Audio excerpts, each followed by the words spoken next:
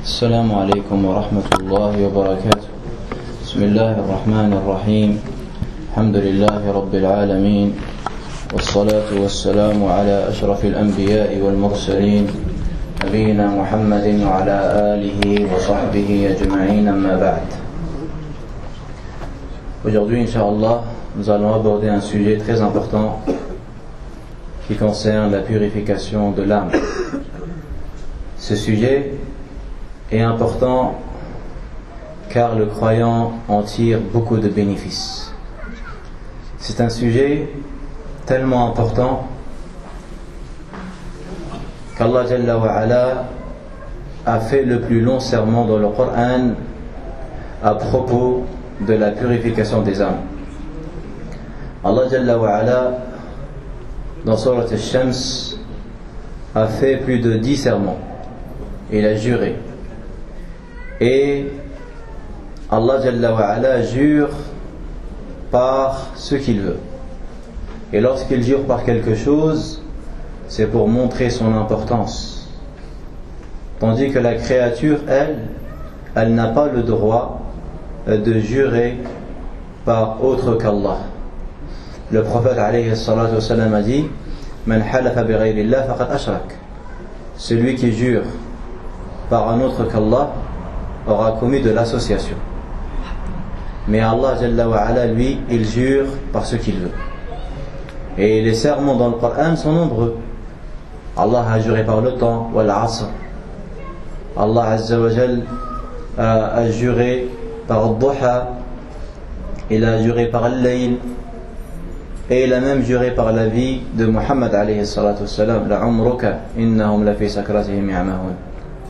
Et le plus long serment, c'est dans Surat Al-Shams. Allah a juré: wash-shamsi wa duhaha, wal-qamari idha talaha, wal-nahari idha jallaha, wal-layli idha yaghshaha, was-samai wa ma banaha, wal-ardi wa ma tahaha, wa nafsi wa ma sawaha. Tout ça pour jurer sur quoi? Qad aflaha man zakkaha. Regardez ce serment long qui prouve l'importance de la chose sur quoi Allah jure. Allah dit par le soleil et par sa clarté, et par la lune quand elle le suit, et par le jour quand il éclaire, et par la nuit quand elle enveloppe, et par le ciel et celui qui l'a construit, et par la terre et celui qui l'a étendue, et par l'âme et celui qui l'a harmonieusement façonné, et lui a alors inspiré son immoralité de même que sa piété. Tout ça pour jurer sur l'âme. Qad aflaha, a réussi, certes, celui qui la purifie. Aflaha, il a utilisé le mot aflaha. Wa laysa fi kalam al-arab kalimatun ajma' للدلالة على الظفر والفوز من كلمة الفلاح. Il n'y a pas un mot en langue arabe qui regroupe la victoire et la réussite comme le prouve le mot al-falah. C'est le mot le plus puissant pour décrire la victoire et pour décrire la réussite. Allah a dit: qad aflaha man zakkaha, a réussi celui qui a purifié sa âme. Et subhanallah, Allah il parle de la purification dans Surat Al-Shams. Les savants ils ont même dit qu'il y a un lien entre le nom de cette sourate là et entre le sujet de la purification, car l'âme a été purifiée par la révélation, par la lumière de la révélation. La révélation a éclairé les cœurs et elle les a rendus saints. Et comme le soleil, ils ont dit les savants, est quelque chose qui éclaire, car les 4 premiers versets en réalité reviennent au soleil. Car le jour, quand Allah Jalla wa Ala jure par al-layl, la nuit, elle vient lorsque le soleil est absent. Lorsqu'Allah Jalla wa Ala jure par la clarté est présente lorsque le soleil est présent. Donc les savants ont fait ce lien entre la purification de l'âme et entre le nom de cette sourate là. Également, ce qui te prouve l'importance de ce sujet qui est la purification de l'âme, c'est qu'Allah Jalla wa Ala a envoyé son prophète pour enseigner le livre aux gens. mais également pour enseigner la sagesse. Mais avant tout, il a envoyé son prophète Muhammad alayhi salatu wa salam afin de purifier les âmes. Comme Allah Jalla wa Ala a dit dans Surat al-Jumu'ah, Huwa alladhi ba'atha fil ummiyyin rasulan. C'est lui qui a envoyé à des gens sans livre, qui sont ici les Arabes, un messager des leurs, qui leur récite ces versets, et regardez, les purifie, et leur enseigne le livre et la sagesse. Il a commencé à citer la purification avant même l'enseignement du livre et de la sagesse. Ce qui te prouve également que le sujet de la purification des âmes est très important, c'est que toutes les œuvres du croyant reposent sur son cœur. Si le cœur il est bon, alors les œuvres seront bonnes. Tandis que si les œuvres ou si le cœur est corrompu, les actes également le seront. Et la preuve de ceci est la parole du prophète alayhi salatu wassalam dans le hadith rapporté par l'imam Muslim, hadith de Nu'man ibn Bashir, où le messager d'Allah alayhi salam dit Ala inna fil jasadi mudghah idha salahat salaha al jasadu kulluh wa idha fasadat fasada al jasadu kulluh ala wa hiya al qalb. Il dit, il y a dans le corps un morceau. Il y a dans le corps un morceau. Si ce morceau est sain, tout le corps est sain. Mais si ce morceau est corrompu, alors tout le corps sera corrompu. Et il s'agit du cœur. Également, Allah Jalla wa Ala nous a informé à travers son prophète alayhi salatu wassalam qu'Allah Jalla wa Ala, ce qu'il regardait le plus chez nous, c'est notre cœur. Ce qui regarde le plus chez nous, c'est notre cœur. Dans Sahih Muslim, le prophète sallam a dit Inna Allah la yanzuru ila suwarikum. Allah ne regarde pas vos images. Allah il ne regarde pas si t'es beau, t'as les yeux bleus, t'as les yeux marrons. Allah il ne regarde pas si t'es musclé, t'as de l'argent. Allah il ne regarde pas si t'es grand. Il y a certaines personnes, des fois, elles sont trompées par ça. Lorsqu'ils voient les bienfaits d'Allah sur lui, ils voient qu'Allah Jalla wa Ala l'a créé étant sain dans son corps. Allah lui a donné une beauté. Allah lui a donné de l'argent. Il se dit si Allah m'a créé comme ça, c'est qu'Allah il m'aime. Certaines personnes peuvent être trompées par cela. Et en réalité, ça ne veut rien dire du tout. Allah Jalla wa Ala a donné cette dunya là aux gens qui détestent le plus. Regardez Pharaon. Pharaon qui est celui qui aura le pire des châtiments en enfer. Allah il dit وَيَوْمَ تَقُومُ السَّاعَةِ أَدْخِلُوا آلَ فِرْعَوْنَ أَشَدَّ الْعَذَابِ.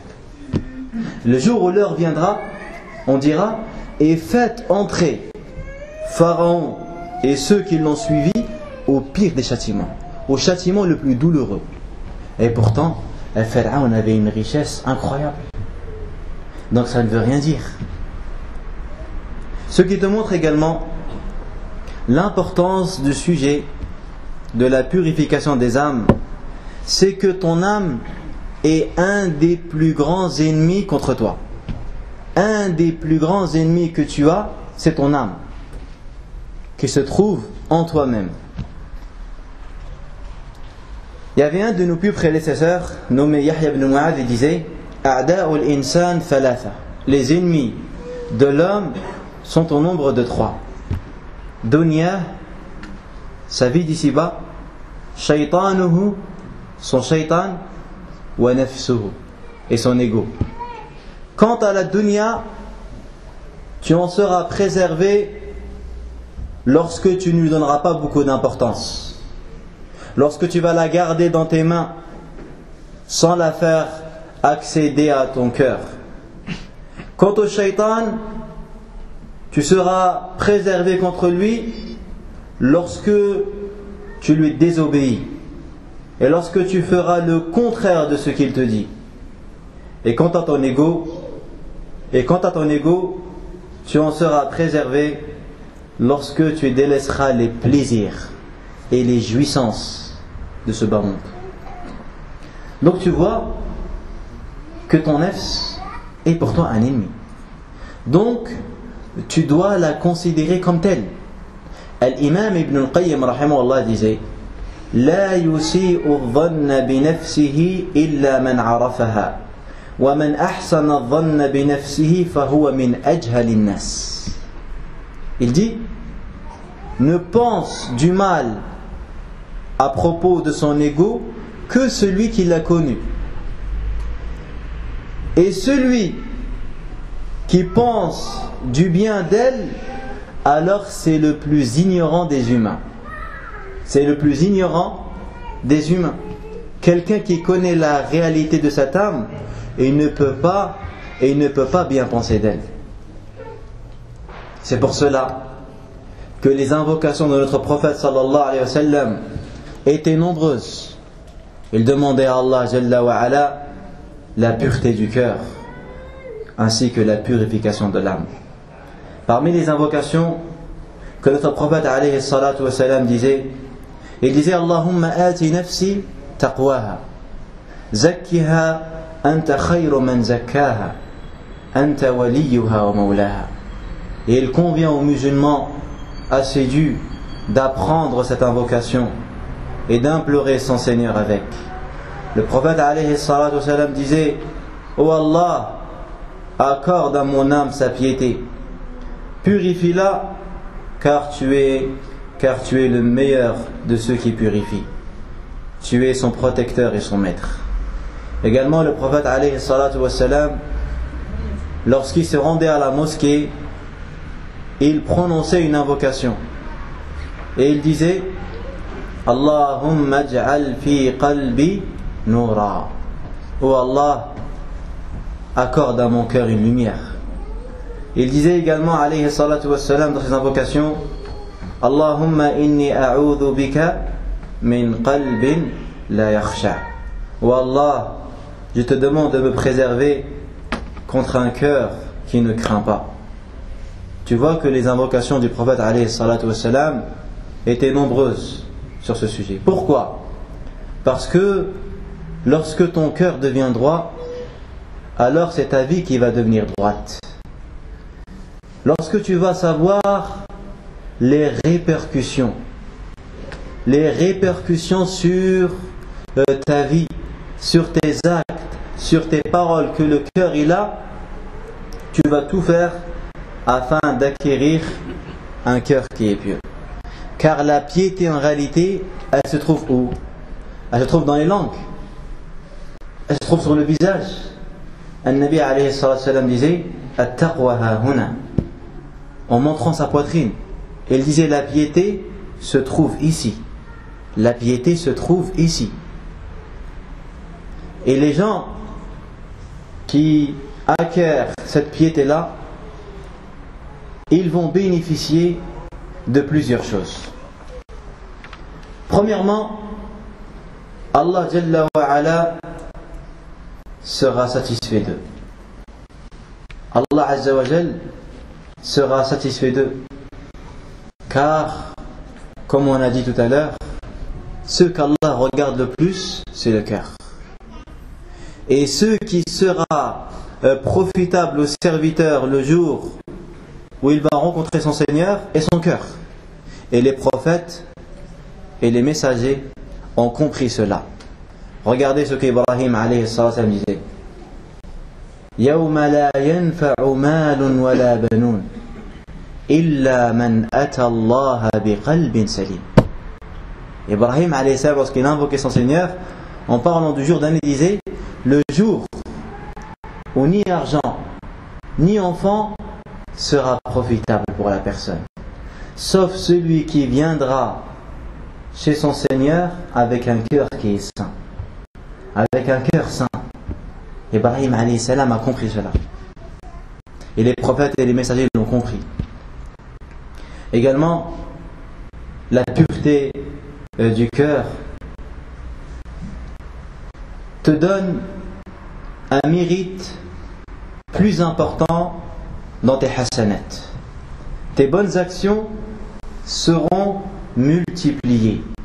Tu auras plus qu'une personne qui a œuvré ayant le cœur malade. Et l'exemple le plus frappant à citer sur ça, c'est l'exemple d'Abu Bakr as-Siddiq radiyallahu anhu. Al-Hasan al-Basri a dit au sujet d'Abu Bakr as-Siddiq: Ma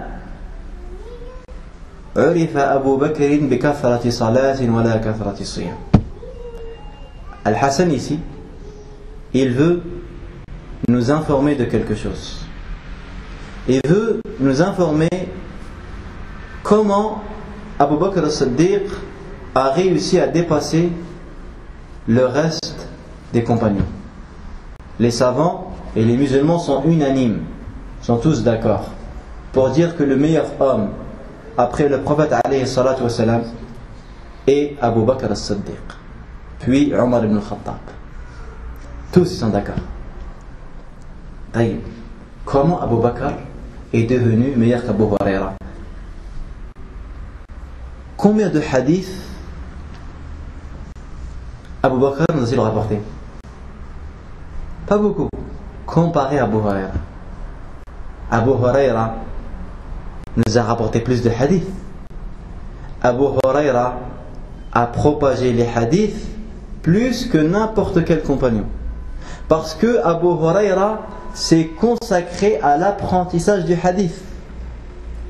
Il faisait que ça. D'ailleurs, même le prophète alayhi salam lui a recommandé de faire le witr avant de dormir. Parce que lui, il apprenait le hadith. Beaucoup. Mais pourtant, le fait qu'Abu Huraira a rapporté plus de hadiths qu'Abu Bakr as-Siddiq, ça n'a pas fait de lui meilleur qu'Abu Bakr. Mais pourquoi? Comment? Al-Hasan al-Basri nous l'explique. Il dit Abu Bakr as-Siddiq n'était pas connu pour faire beaucoup de prières et beaucoup de jeûnes. Il priait, il jeûnait. Mais il y avait des compagnons qui priaient plus que lui. Et il y avait des compagnons qui jeûnaient plus que lui. Et il y avait des compagnons qui lisaient le Coran plus que lui.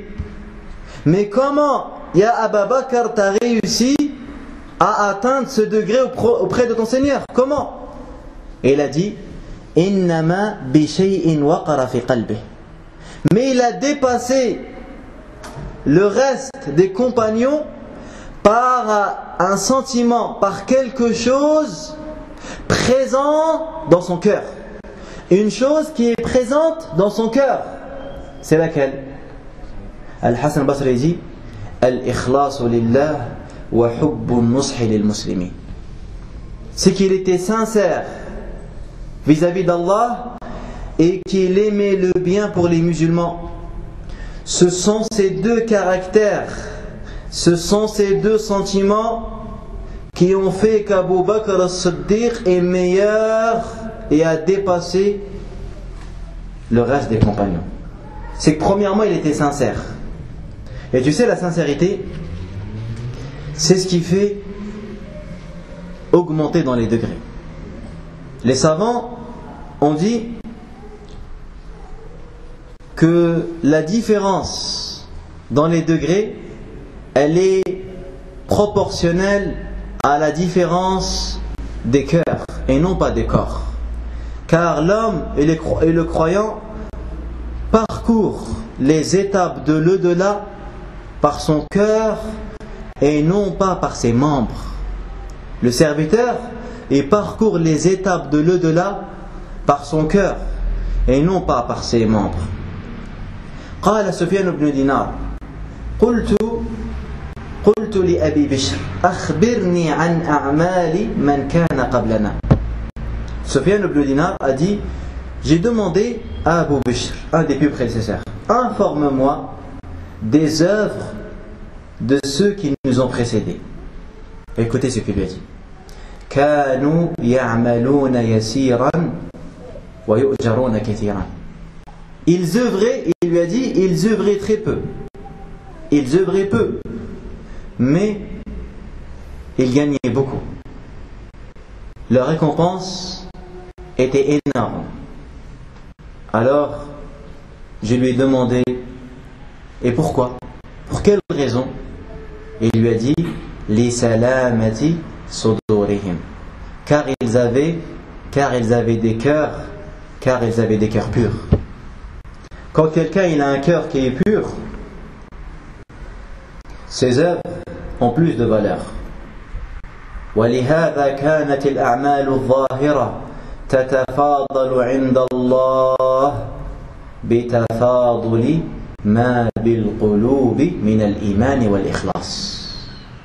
C'est pour cela que les actes extérieurs ont du mérite par rapport aux vérités existant dans le cœur, par rapport à la foi qui règne dans le cœur. Il y a un livre magnifique qui a été écrit par un savant qui a pour titre Al-Asbabu al-Mudha'ifa lil-A'mal, les causes qui font multiplier les bonnes actions. Hier on a mentionné le hadith qui dit que chaque bonne action que fait le musulman, le croyant, Allah la multiplie de 10 jusqu'à 700. La question que je vous pose, comment faire pour aller de 10 jusqu'à 700? Le 10, Allah Azza wa Jal te le multiplie. Mais comment tu fais pour monter à 700? C'est ça la question. Le 10, tu l'as. Mais comment faire pour que cette hasana-là aille à 200, 300, 400, 500, 600, 700? Et bien ce livre-là a été écrit par ce grand savant afin de t'expliquer les causes permettant d'arriver à ces 700. Alors il a cité, par exemple il a cité les lieux. Il dit le lieu peut être une cause qui te fait parvenir jusqu'au 700. Comme la Mecque par exemple. Une prière que tu fais à la Mecque, elle aura plus de mérite qu'une prière que tu fais à Argenteuil par exemple. Également, il y a le temps. Une adoration que tu fais pendant Ramadan ou une adoration que tu fais pendant les 10 premiers jours de Dhul Hijjah aura plus de mérite, même si c'est la même action, même si elle t'a pris la même durée de temps. Mais à partir du moment où elle s'est faite pendant un lieu béni ou pendant un moment béni, elle a de la valeur. Mais est-ce que vous savez quelle est la première des causes que le cheikh, ce savant, a mentionné en premier? C'est al-ikhlas, la sincérité. C'est la sincérité. Et il a commencé à parler du cœur.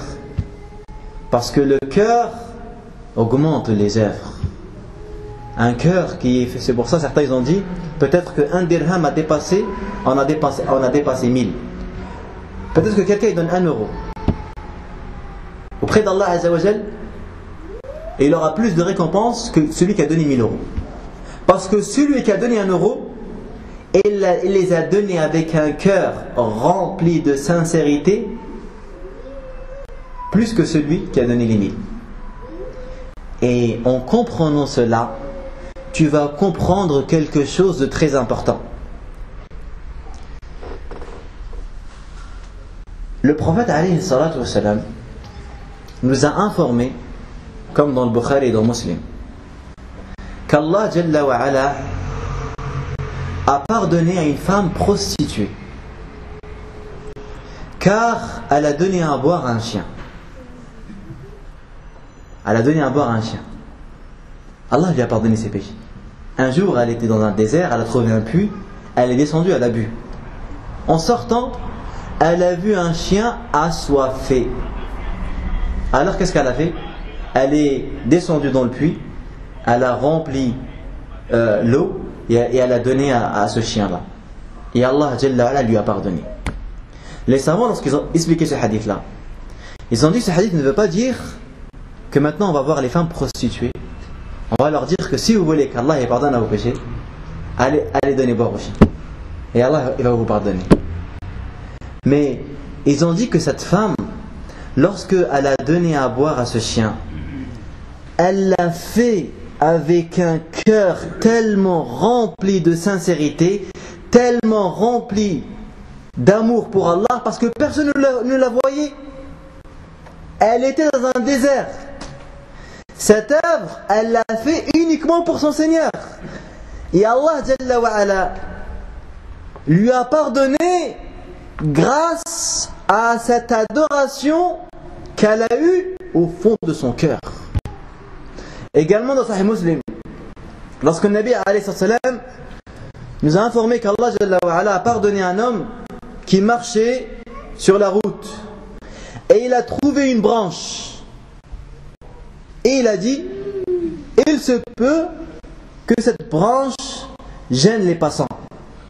Alors il l'a prise, il l'a retirée et il l'a retirée de la route. Allah Jalla wa Ala l'a remercié pour son geste et il lui a pardonné ses péchés et il l'a fait entrer au paradis. Ici, les savants, lorsqu'ils ont médité sur ces hadiths, ils ont dit: il ne faut pas regarder les œuvres eux-mêmes, mais ces gens ont réussi à acquérir ce qu'ils ont réussi grâce à leur cœur. C'est pour ça que des fois il y a des gens, je trouve, ils disent: fais cette invocation-là parce que Wallah, un jour j'ai fait une dua et j'ai dit cette invocation-là, Allah il m'a répondu. Les savants ont dit: non, ce n'est pas l'invocation qui t'a procuré la réponse, mais tellement ces mots t'ont touché, ces mots ont réussi à donner à ton cœur le recueillement, à donner à ton cœur la concentration. Ces mots, ils ont réussi à faire frissonner ton cœur. Et lorsque ton cœur il est arrivé à ce degré-là, Allah lui a donné. Car à partir du moment où tu lui demandes avec un cœur tel, Allah te donne. Mais il se peut qu'une personne autre utilise les mêmes mots que toi tu as utilisés, mais il n'aura pas la même concentration, il n'aura pas le même recueillement que toi tu as eu. Donc en réalité, ça revient au cœur. Également, ce qui te montre l'importance du sujet du cœur, c'est que les bienfaits de cette vie d'ici-bas, Allah Jalla wa Ala va te donner, va t'octroyer les bienfaits de cette vie d'ici-bas et les bienfaits de la vie de l'au-delà par rapport à ton cœur. Tu auras les bienfaits, tu auras les cadeaux d'Allah Jalla wa Ala et les dons d'Allah Subhanahu wa Ta'ala par rapport à la bonté de ton cœur. C'est quoi la preuve? Allah dit dans le Coran: إِن يَعْلَمِ اللَّهُ فِي قُلُوبِكُمْ خَيْرًا يُؤْتِكُمْ خَيْرًا. Si Allah voit du bien dans vos cœurs, alors il vous donnera du bien. Également, tu dois faire attention à ce sujet et tu dois purifier ton âme, car le serviteur est jugé sur son cœur et surtout sur les pensées qu'il a à l'intérieur de son cœur. Et les pensées du cœur sont divisées en deux. Il y a al-khawatir, les insufflations, celles qui traversent le cœur sans que le serviteur ne peut les repousser. Et ces pensées-là, Allah Jalla wa Ala ne juge pas ses serviteurs. Elles sont pardonnées. Inna Allah tajawaza li an ummati ma haddathat bihi anfusaha ma lam ta'mal bihi aw tatakallam. Le prophète a dit: Allah a pardonné à ma communauté les pensées intimes à partir du moment où tu ne les prononces pas ou que tu les mettes en pratique. Par contre, les pensées que tu as dans ton cœur et tu mets l'intention ferme, tu es jugé. Par exemple, une personne dit: je vais sortir dehors pour voler un scooter. Il sort. Il arrive là où il y a le scooter, il va à la police. Ah, il dit: allez. Il fait demi-tour. Et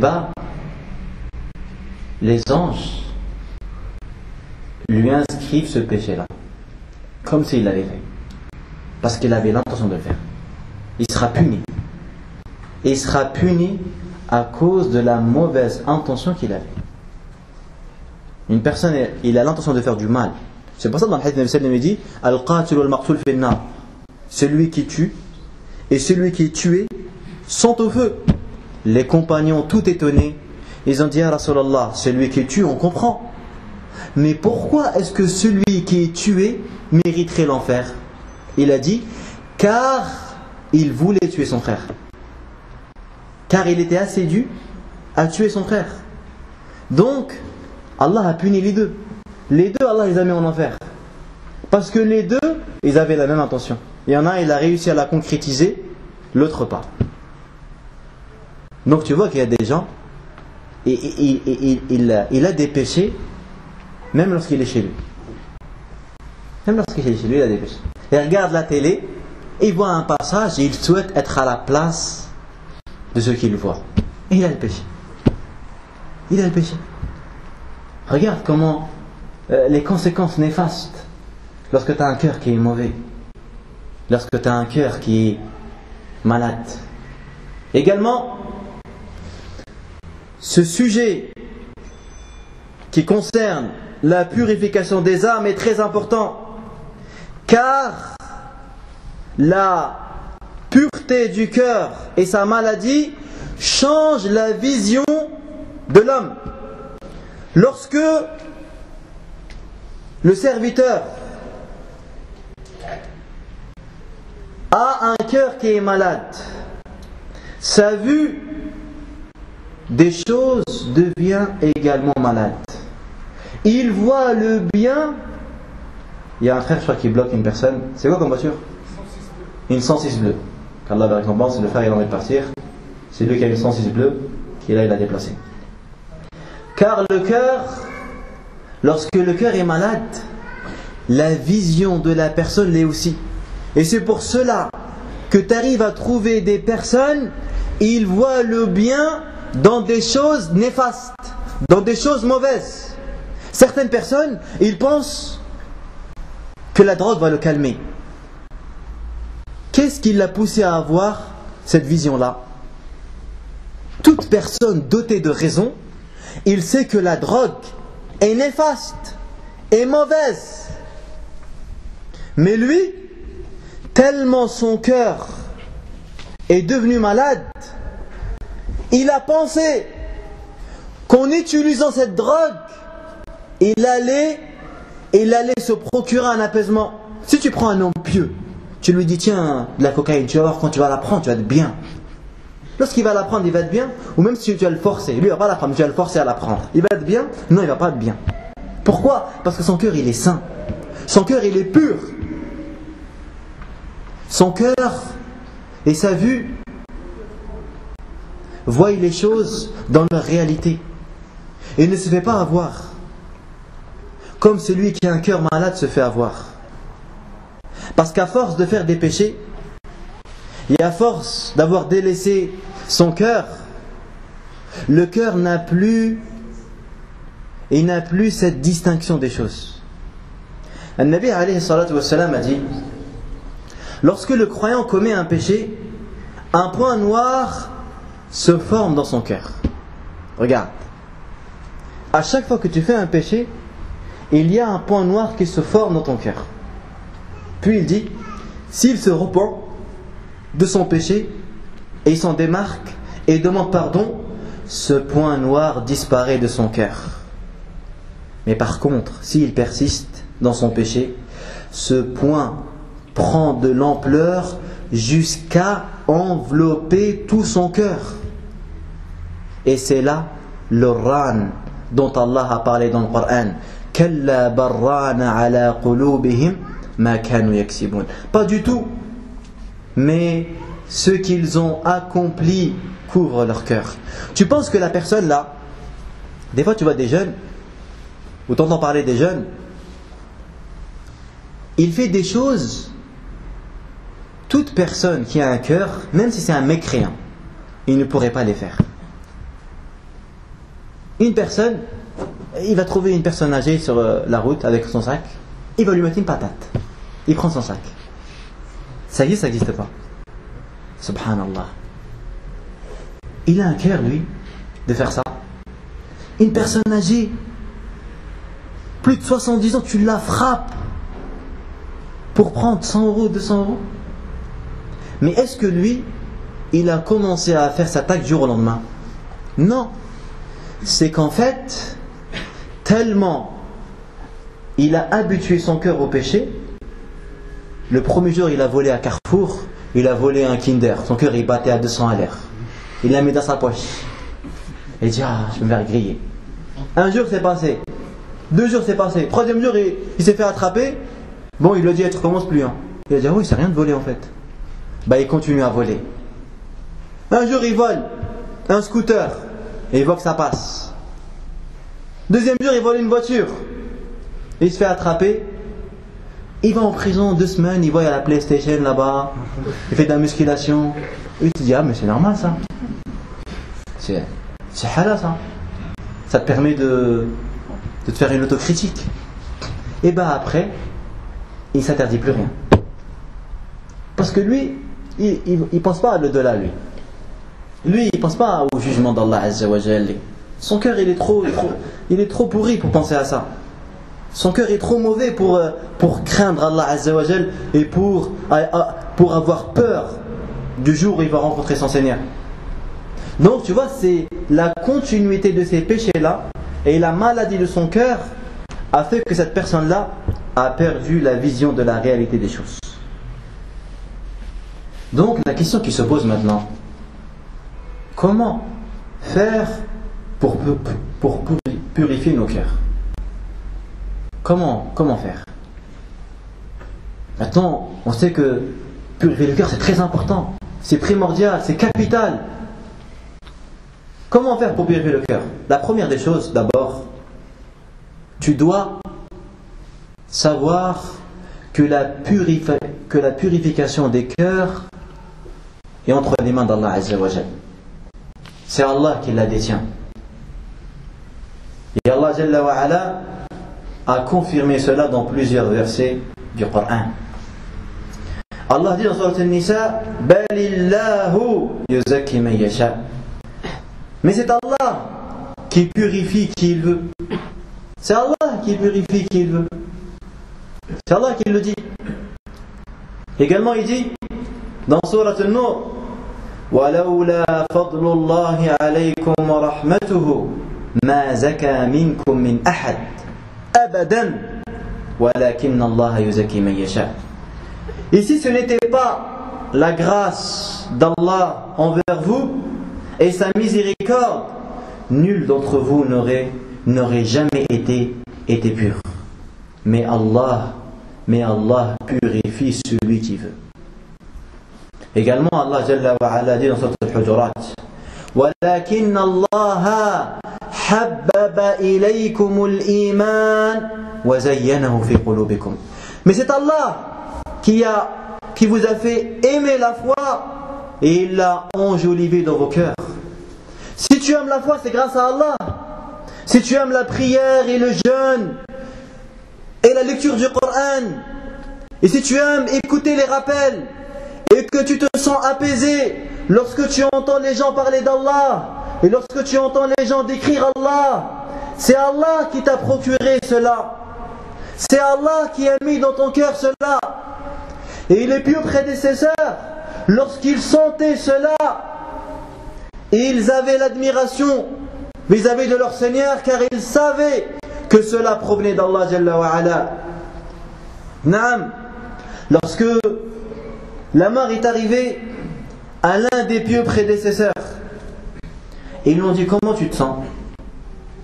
Il leur a dit, est-ce que vous pensez qu'il va me châtier alors que je l'aime? Car cette personne a compris que lorsque Allah Jalla wa Ala te fait goûter à la saveur de la foi, lorsqu'Allah Jalla wa Ala te guide vers les adorations, il ne t'a pas guidé vers cela pour te châtier. Il a voulu le bien pour toi. Il a voulu la guider pour toi. Sinon il t'aurait jamais donné l'islam. Jamais tu serais venu dans sa demeure.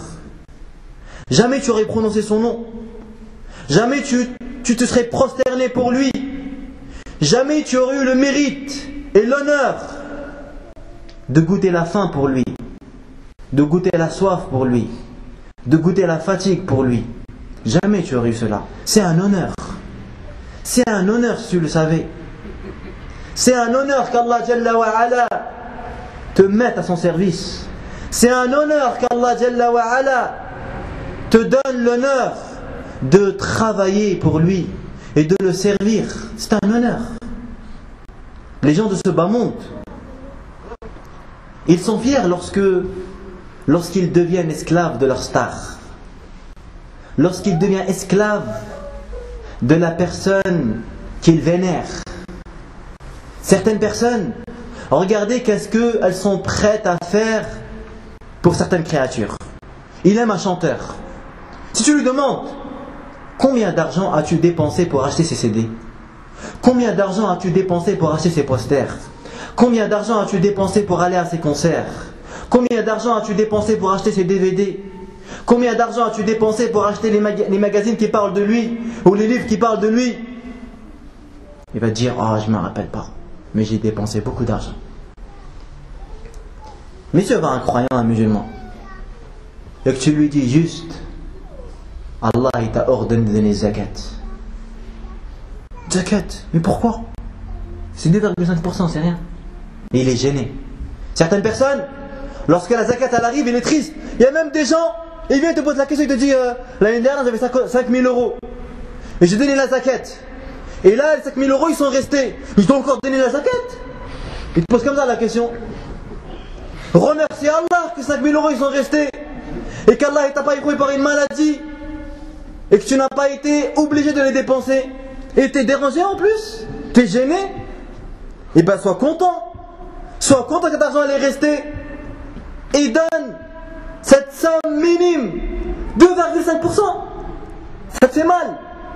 Des 5 000 euros, tu vas sortir une petite somme qui ne vaut rien du tout, que tu dépenses pour regarder l'OM jouer. Combien il paye le canal plus les jeunes? Il paye pas 100 euros? Ou un truc comme ça? Subhanallah. Il est dérangé de payer cette somme-là. Vous avez vu? Parce que Ash-Shaytan est nefs. C'est pour ça, revenons à nefs. C'est un ennemi, l'ego. Nous, si on écoutait notre ego, on ne ferait jamais rien. Et c'est par exemple, même chez l'enfant, si tu écoutes l'ego d'un enfant, hein, il va prendre ton petit déjeuner du chocolat. C'est vrai ou pas? Tu vas manger du chocolat. Et le soir, le chocolat. Et à midi, le chocolat. Et à 3h du matin, des bonbons. Lorsqu'il va manger des bonbons. Si on écoute vraiment son nefs, et si on écoute le nefs de nous là, quand tu te lèves le matin pour aller travailler à l'école, quand tu te lèves, qu'est-ce qu'a te dit ton nefs? Reste encore un petit peu, encore 5 minutes, encore 10 minutes. À l'école, vas-y, aujourd'hui c'est le cours de maths, je comprends rien, de toute façon ça sert à rien. Nefs, elle est dure là. Elle ne te lâche pas. Ici vraiment, regardez, c'est pour ça que certains, tellement ils sont tombés dans l'extrême, ils écoutent leur nefs, c'est devenu des morts vivants. Des morts vivants. Ils n'arrivent pas à se contrôler. Tout ce que son nefs a lui dit de faire, il le fait. Et ça, on l'a vu lorsqu'on était à l'école.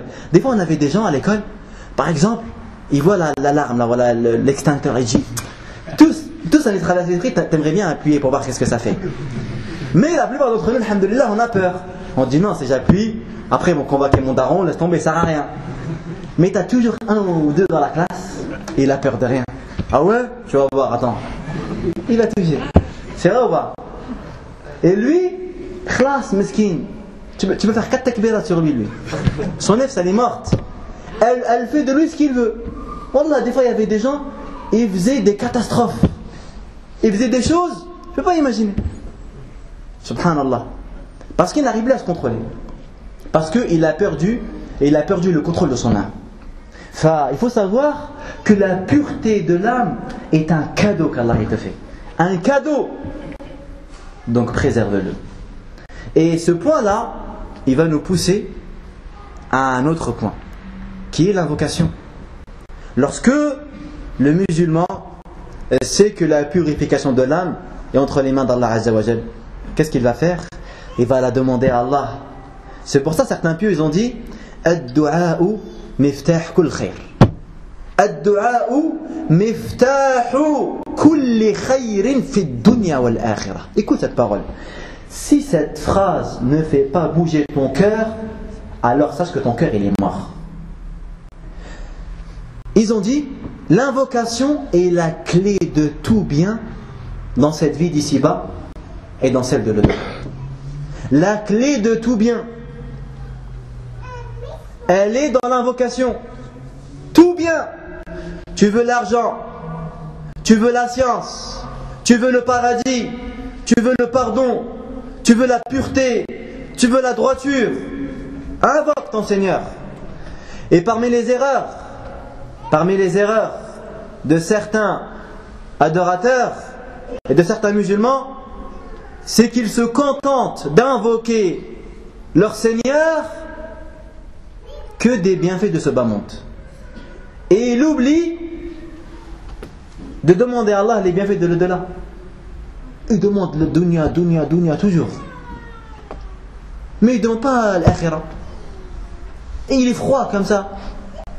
Et ça, on dirait que ça ne lui fait rien. Ça, c'est un problème. Allah Azza wa Jalla également, c'est un don. Allah a dit par rapport à ses prophètes, Inna akhlasnahum dhikra dar. En citant ses faveurs qu'il a données à ses prophètes, il a dit, nous avons fait de leur intention attachée à l'au-delà. Ça, c'est pas n'importe qui l'a. Il y a des gens, des fois, tu lui dis, il y avait une janaza après Dhuhr. Il dit, ah ouais, ça lui fait rien. Mais un autre, il dit, ah ouais, subhanallah. T'aurais dû me le dire, akhi. Tu m'as fait rater une montagne de hasanat. Mais il y en a, ça ne leur fait rien du tout. Il y en a, ça ne leur fait rien. Et c'est quoi la différence? Il y a une grande différence. Comment est-ce que lui, il est touché lorsqu'il rate une adoration? Quelqu'un, il rate le fajr, maintenant. Il se lève, il est dégoûté. Ça, il ne peut pas lui parler pendant la journée. Il est triste. Un autre, il rate le fajr, normal. Il se lève, oh, qaddar Allah ma sha'a fa'al. Il est 9h. Ça lui fait rien. De toute façon, je suis pardonné, de toute façon. De toute façon, un hadith, il dit, un hadith, je l'ai entendu un imam, mais il a dit une fois, quand tu dors, et bah, tu n'as aucun péché à part de rattraper ta prière. Tu n'as pas de péché. Mais un autre, malgré, il sait qu'il n'a pas de péché, mais il est triste. Parce qu'il se dit quoi? Il se dit, attends, les musulmans, ils ont prié à l'heure, et moi j'ai dormi. Ah non, c'est pas possible. Ça rentre pas dans ma tête, ça. C'est-à-dire, il y a des milliers, voire des millions de personnes, ils ont adoré leur Seigneur, et moi je ne l'ai pas adoré. Ah non, ça rentre pas dans ma tête, ça. Ouais, ça c'est la différence qu'il y a entre les gens. C'est pour cela que le Nabi a demandé à Allah la purification des cœurs. Et il faut toujours demander à Allah tazkiyat an-nafs. Apprends cette invocation, Allahumma ati nafsi taqwaha zakkiha anta khayru man zakkaha anta waliyuha moulaha. Également, parmi les causes qui vont te permettre d'acquérir la purification de ton âme, c'est l'apprentissage de la science religieuse chez les gens compétents. Apprendre la science des prophètes et des messagers. La science qui va purifier ton cœur, ce n'est pas les mathématiques ou histoire géo, la philosophie. C'est la science du Coran et de la Sunna du prophète. Ça ne veut pas dire que ces sciences-là, elles ne sont pas importantes. Non, elles sont importantes.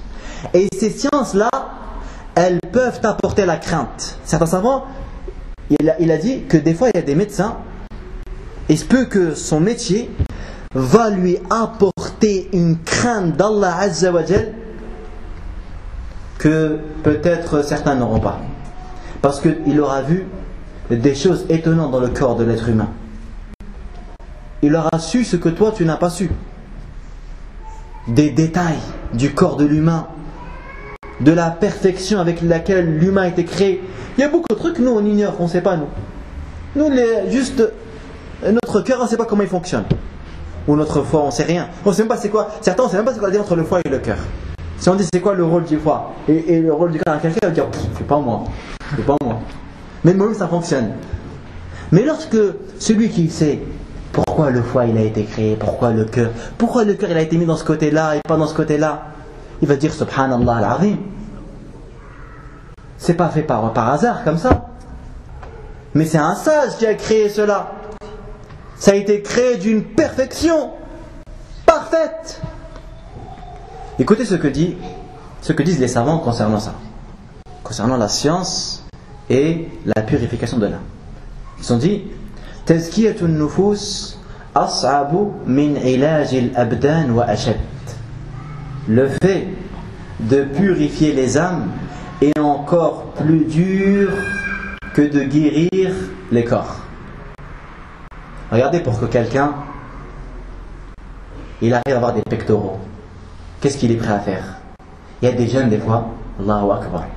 L'année dernière j'étais au bled, j'ai vu que la plupart des gens où j'habite, ils étaient attirés par ça. Tout le monde il voulait avoir des pectoraux comme ça et des abdos, etc. Et subhanallah, même parmi mes cousins et ma famille, ils mangeaient que du poulet, miskin, tous les jours, que du poulet. Ils couraient. Il y avait des gens et ils mangeaient des œufs qui n'étaient même pas cuits. Ils prenaient un œuf et ils le buvaient comme ça. Ils voulaient faire comme Rambo. Et ils se lèvent le matin, ils courent, ils montent les escaliers. Tout ça pourquoi? Comme ça, lorsque c'est l'été, il va aller à la plage, il marche comme ça, tu vois. Dans ma cité, tu les trouves, regarde, les jeunes ils marchent comme ça. Tellement ils sont gonflés, ses mains ils sont comme ça. Moi je me dis, subhanallah, si Allah il me donnerait un quart de patience dans l'adoration, à cette heure-ci, qu'est-ce que j'aurais fait? Qu'est-ce que j'aurais acquis comme mérite? Alors imagine-toi, les savants, ceux qui ont compris la réalité des choses, ils ont dit que la purification de l'âme est encore plus dure que de guérir les corps. Et tu ne pourras guérir ton âme que par la révélation avec laquelle les prophètes sont venus. Imagine-toi si un malade se soigne par ses envies. Quelqu'un maintenant il est malade. Il est malade. Il dit, tiens, aujourd'hui je vais me soigner avec du Coca-Cola. Et il boit 2 bouteilles de Coca-Cola. Comme ça, il dit, je vais prendre ça comme médicament. Ou par exemple, il se dit, tiens, je vais prendre un médicament comme ça, il a une couleur bleue, marron, ça fait stylé, et je le prends. Qu'est-ce que tu imagines de lui? Il est fou, il n'est pas fou. Pourtant, il prend un médicament. Le pharmacien dit, donnez-moi le médicament le plus cher que vous avez. C'est lequel? Donnez-le-moi. Et il le prend. C'est le médicament le plus cher. Mais lui, il n'a pas cherché à savoir est-ce qu'il correspond à sa maladie ou pas. Est-ce qu'il obtiendra la guérison? Non, il obtiendra la guérison. Alors, également, si tu veux que ton cœur il soit pur, il faut que tu cherches la purification à son endroit. Parce que des fois, tu peux penser que ton cœur il est pur, mais en réalité il ne l'est pas. C'est pour ça que la plupart des gens, lorsque tu les entends, c'est des pieux. Même quand tu vois des gens égarés, des gens, ils adorent Allah en chantant et en dansant. Tu leur dis, pourquoi vous faites ça? Ils en adorent Dieu comme ça. Parce que lorsqu'on chante, on se sent bien. Et le but, c'est que Dieu il veut qu'on se sente bien, c'est vrai ou pas? Et ben moi, en dansant, je me sens bien. Et ben je danse et j'adore mon Seigneur comme ça. Et ben non. Si tu veux purifier ton cœur et ton âme, tu dois utiliser les moyens utilisés par les prophètes et les messagers. Sinon, ça ne marche pas. C'est pas quelqu'un qui me dit moi quand j'écoute une chanson, je pleure. Et j'ai entendu un hadith comme quoi quand tu pleures, ça éteint l'enfer. Eh ben non. Parce que ici, tu as utilisé un moyen qui est interdit. Tu ne peux pas utiliser quelque chose à la base, elle n'est pas permise. Et après, tu me dis c'est pour augmenter ma foi. Comme une fois, un frère m'avait dit quoi? Des fois, c'est des vrais malins. Il te dit, Allah nous a encouragé à méditer sur la créature. Sur la créature, la beauté. Il dit, si moi je vois une femme, elle est belle. Je la regarde comme ça, mais dans le but, je me dis, Allah il crée, subhanallah. Allah il crée des beautés des fois. Ah ouais, hein? C'est ça, hein? Et non, parce que là, la raison, la cause que tu as, le moyen que tu as utilisé, il est faux. Il est interdit. Il t'est interdit ce moyen-là, tu n'as pas le droit de l'utiliser. Ou des fois, tu as des frères, et ça m'intéressait beaucoup. Souvent, des frères, ils te disent, est-ce que je peux fermer les yeux dans ma prière? Parce que je suis bien quand je ferme les yeux. Mais si on te dit, ouais, d'accord, ferme tes yeux. Demain, il y en a, il va dire, je peux prier en short parce que je me sens à l'aise chez moi que prier en short. J'arrive à bien me concentrer. Et après, 3 jours après, un autre, il va venir avec... chacun, il va venir avec une idée. Non. Essaye d'avoir les yeux ouverts. C'est pas interdit de fermer les yeux. Mais le mieux, c'est de laisser les yeux ouverts. Essaye de te procurer la concentration et le recueillement en ayant les yeux ouverts. C'est mieux, non? Que d'aller utiliser telle et telle chose. Nous, alhamdoulilah, mes frères, notre religion, elle est parfaite. Nous, on ne change pas l'islam. L'islam, pendant plus de 1400 ans, c'est le même. Vous avez vu, le Ramadan, cette année, il est tombé en été. On ne l'a pas changé. On n'a pas fait comme certains. Il y a certaines religions. Allah, il leur a ordonné le jeûne. Ils ont trouvé qu'il était dur. Ils ont dit quoi? Ils ont dit, tiens, on va garder le sens du jeûne, mais on va le consacrer au poisson. On ne va pas manger de poisson. Et on a raté un jeûne. Les musulmans, ils ne font pas ça. Les musulmans, vous avez vu, subhanallah, ils ne changent pas, subhanallah al-azim. Depuis 1400 ans, ils gardent la même religion. Même Ramadan, il tombe au mois d'août, il fait 50 degrés, et ils font Ramadan. Ils font Ramadan. Les gens, ils ne comprennent pas, les gens disent, mais comment ils font eux? Et tu ne bois pas d'eau pendant toute la journée? Ah, je ne bois pas d'eau. Subhanallah al-azim. Leur religion, c'est la même, elle ne change pas. Et ils sont étonnés. Ils sont étonnés. Pourquoi? Parce que l'islam est une religion, Allah il l'a préservée. Parce qu'il y aura toujours des gens, ils vont dire la vérité, que ça plaise aux autres ou pas. On dira la vérité. Quelqu'un il va venir, il va dire comment ça? On est en 2012, c'est pas normal que vous interdisez le vin. C'est pas normal ça. Non, c'est normal, on va interdire le vin. On va continuer à interdire le vin, même si tout le monde est contre nous. Même si tout le monde se moque de nous, on va dire le vin il est haram, que tu le veuilles ou pas. Que ça te plaise ou ça te plaise pas. C'est pour ça que des fois tu as des gens, ils vont chercher des fatwas, des avis juridiques. En vérité, le cœur de chaque musulman, il sait ce qui est halal, ce qui est haram. Des fois, tu n'as même pas besoin de poser la question. Tu n'as pas besoin de poser la question. Parce que ton cœur, il te dirige vers le bien, vers certaines choses qui sont ambiguës. Mais tu as des gens qui vont étudier, ils vont essayer d'aller voir des gens qui sont connus pour être un peu laxistes. Toujours, allez, c'est pas grave, c'est pas grave, c'est pas grave. Et jusqu'à ce qu'il n'a plus de religion. Il commence, c'est pas grave, c'est pas grave, c'est pas grave, c'est pas grave. Après, tu lui dis, c'est quoi ta religion? Sa religion, c'est pas grave. À force, c'est pas grave, sa religion. Subhanallah. Certes, la religion, c'est une facilité. Mais également, le prophète, alayhi sallam, nous a dit que le paradis a été entouré de plaisir. Et l'enfer, que le paradis a été entouré de choses détestables. Et que l'enfer a été entouré de plaisir. C'est-à-dire que si tu veux aller en enfer, eh ben fais les plaisirs de ce bas monde. Si tu veux aller en enfer, prends tous les plaisirs de ce bas monde-là. Parce qu'il y en a beaucoup, ils sont interdits. Comme l'adultère, comme le vin, comme le fait de gagner de l'argent facile, comme de jouer au loto, etc., gratter. Tout ça, l'âme, elle aime bien gagner de l'argent facilement, du jour au lendemain, tu es millionnaire.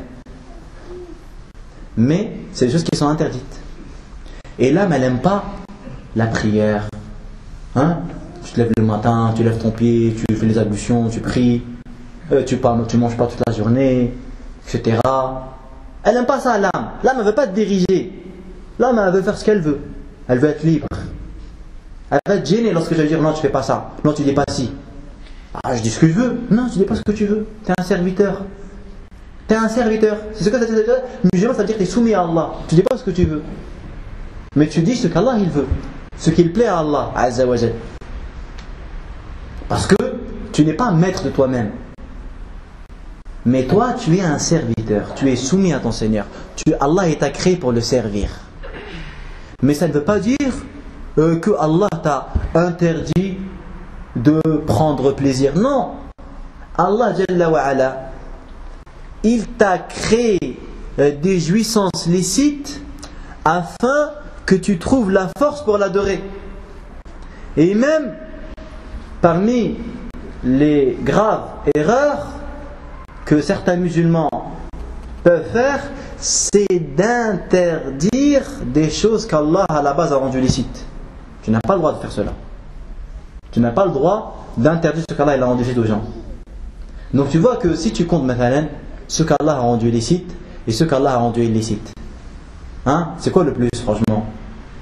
Quand tu regardes quand le fait de manger et de boire, si tu compares ce qu'Allah t'a interdit de boire et ce qu'Allah t'a autorisé de boire, il t'a autorisé plus. Tu ne peux pas compter ce qu'il t'a autorisé. Et la nourriture qu'il t'a autorisée, et t'a autorisé plein de choses. et il t'a interdit certaines choses. Et ce qui t'a interdit, c'est pour ton bien en plus. Même la raison humaine arrive à percevoir la sagesse. Regardez, ils disent l'abus de l'alcool peut être néfaste pour votre santé, je ne sais pas quoi. Pourquoi vous interdisez pas l'alcool d'un coup, après on est tranquille? Buvez, mais avec modération. C'est avec modération. Après même, tu regardes la plupart des catastrophes, des accidents de voiture. Tous les gens qui ont fait des catastrophes chez eux, qui frappent sa femme alors qu'elle est bourrée, eh bien interdisez l'alcool, vous serez tranquille. Vous savez que pendant une époque aux États-Unis, l'alcool a été interdite. La loi américaine a interdit l'alcool. À cause de quoi? À cause des conséquences. Donc tu vois, lorsqu'Allah il interdit quelque chose, c'est pour le bien de l'homme. Allah il dit Ma anzalna alayka al-Qur'an litashqa. Il a dit à son prophète, on ne t'a pas révélé le Qur'an afin que tu sois triste. Non. Au contraire même. La religion, elle est basée sur la facilité. Pris debout, tu ne peux pas prier assis, tu ne peux pas prier allongé. Donc parmi les causes qui vont nous permettre de purifier nos âmes, c'est l'apprentissage de la science religieuse. Et les prophètes et les messagers sont les médecins. Et également, le dernier point qu'on va citer, permettant d'acquérir la purification de l'âme, c'est de penser souvent à l'au-delà, de penser au jour dernier. Le musulman, toujours il met entre ses yeux le jour de la rencontre d'Allah Azza wa Jalla. Un frère il racontait un jour, il a fait un accident avec un ami à lui. Pendant qu'il revenait, ils ont fait un accident. Et lui, le conducteur, il n'a rien eu. Celui qui raconte. Mais son ami, il a vu qu'il était très mal. Il a dit, je le voyais, il était inconscient, mais il murmurait, il parlait. Et moi je le réveillais. Puis il s'est réveillé d'un coup. Et il a dit, qu'est-ce que je vais lui dire? Et après il est mort. Il a dit, quoi? Qu'est-ce que tu dis? Il a dit, qu'est-ce que je vais lui dire? En parlant d'Allah Azza wa Jalla. Regarde quand le musulman est mis entre ses yeux, il met dans son cœur la rencontre d'Allah. Nous des fois, lorsqu'on sait par exemple on a un rendez-vous important, maintenant on nous dit, la semaine prochaine, tu vas passer à la télé, tu vas parler devant tout le monde. Toi tu es en train d'imaginer, toute la France ils vont voir, tout le monde. Tu paniques, tu stresses. Ou si par exemple, tu as un entretien, un boulot, subhanallah, c'est ton rêve d'avoir ce boulot-là. Et ton cœur y bat pendant des jours et des jours, tu te dis comment je vais me présenter devant lui, devant ce patron, devant cette personne. Tu stresses. Est-ce que des fois ça t'arrive de réfléchir et de penser le jour où tu seras debout devant Allah? On dirait des fois qu'on ne sera pas devant Allah Azza wa Jalla. Avoir certains comportements de certaines personnes, on dirait que c'est des gens, un jour il ne va pas être debout devant son Seigneur. Ar-Rabb, Allah, le Seigneur de l'univers. Tu vas être debout devant lui. Subhanallah. Et ça ne te fait rien. Imagine-toi, un compagnon un jour, Ubay ibn Ka'b. Un jour le prophète alayhi salam est venu le voir. Il lui dit, Ubay, Allah il m'a ordonné de te réciter Surat al-Bayyinah. Écoutez la question surprenante que Ubay ibn Ka'b a posée. Ça serait nous, on n'aurait pas pensé à ça. Il lui dit, Ya Ubay, Allah m'a ordonné de te réciter Surat al-Bayyinah. Quelle question Ubay va poser? Il lui dit, Ya Rasulallah, est-ce qu'il a cité mon nom? Est-ce qu'il a cité mon nom? Le prophète lui a dit oui. Ubay s'est mis en pleurs. Il a pleuré comme un bébé parce que Allah a cité son nom. Allah à citer son nom. Mais que dire lorsque toi, le serviteur, toi l'homme,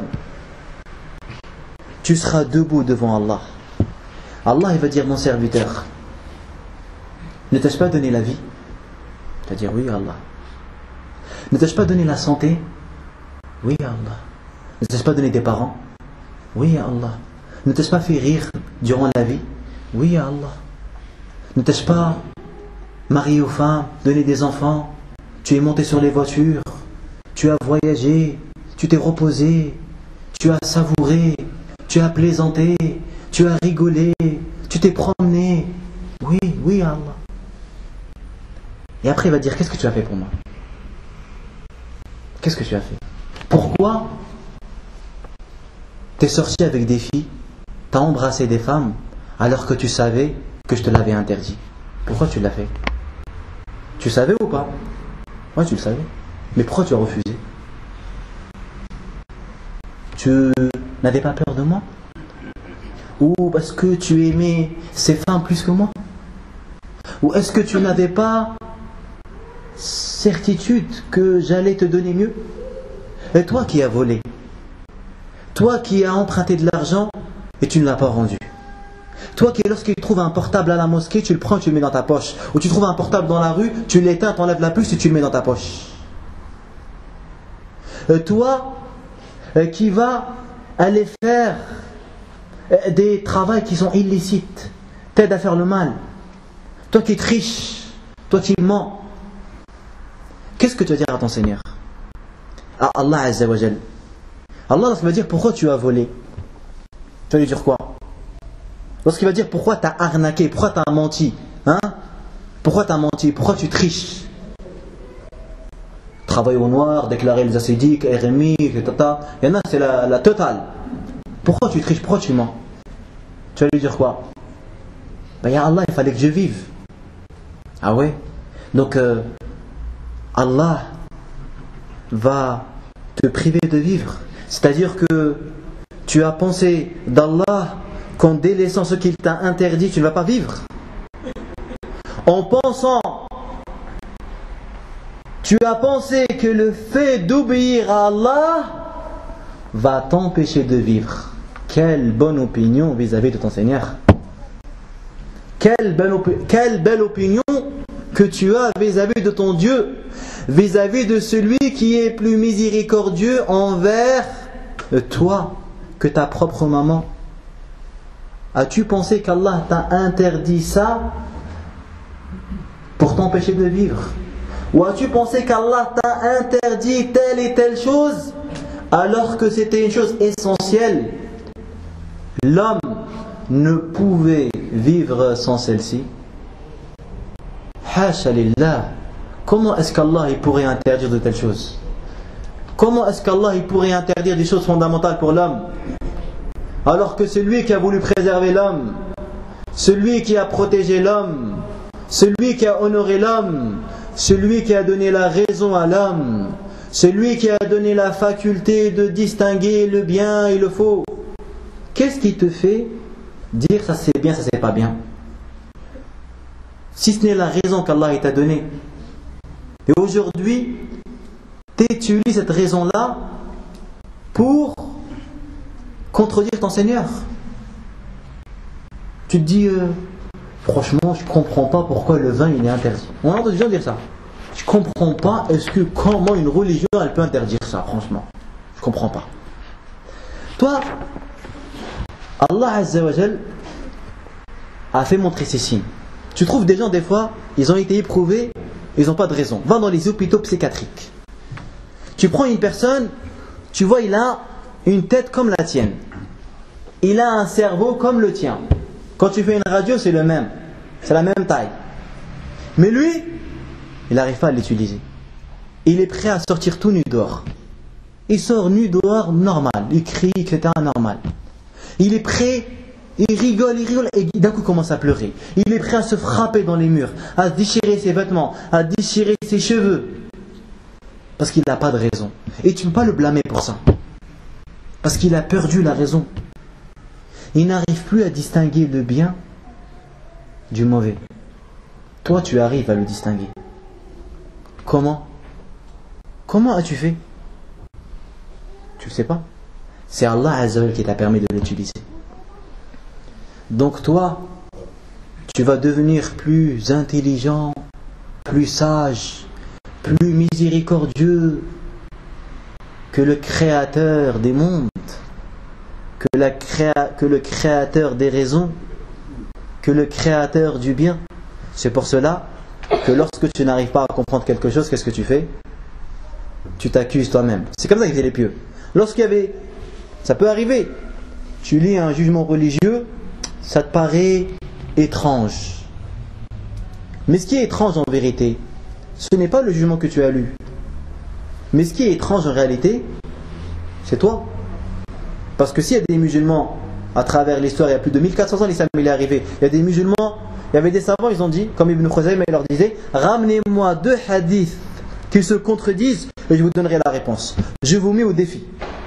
Ibn Khuzayma, ce qu'il disait, il disait, je mets au défi quelconque de me ramener 2 hadiths qui se contredisent.